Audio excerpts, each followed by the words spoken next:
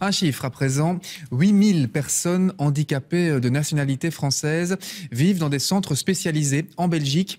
Or, le gouvernement français voudrait les rapatrier dans l'Hexagone, ce qui, vous allez le voir, cause de nombreux problèmes. Jennifer Istas. Sur les 500 pensionnaires de ce centre spécialisé dans l'accueil de personnes handicapées, 123 sont français. Un accueil organisé et subsidié par l'État français depuis des décennies. Les familles des personnes atteintes d'un handicap viennent y chercher une qualité de vie qui n'existe pas côté français. Le programme pédagogique que nous proposons est assez différent de ce qui est proposé sur le territoire français. Dans beaucoup d'institutions que je connais, que ce soit en France ou que ce soit en Belgique, c'est souvent la personne doit rentrer dans un cadre pédagogique qui lui est imposé.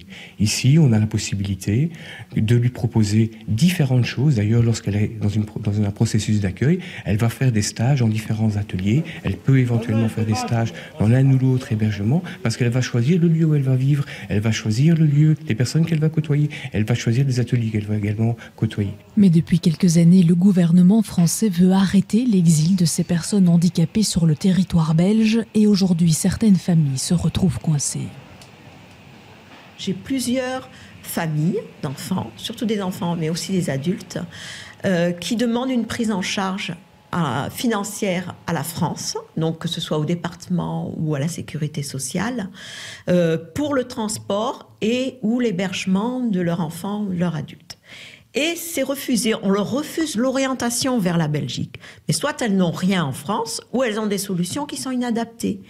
Donc, soit elles se contentent de rien ou de solutions inadaptées en France, ou elles financent elles-mêmes la place ou le transport, ou les deux, en Belgique. Donc évidemment, il n'y a que les familles qui ont les moyens qui peuvent se le permettre. Rapatrier 8000 personnes handicapées en France poserait non seulement un problème d'un point de vue logistique, mais aussi d'un point de vue psychologique. De manière historique, il y a des personnes qui sont ici depuis 30, 40 ans sur nos établissements.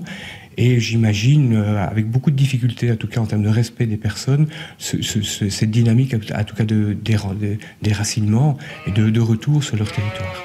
Les associations préconisent d'attendre l'évolution des infrastructures en France avant tout déplacement susceptible de perturber le quotidien des personnes handicapées.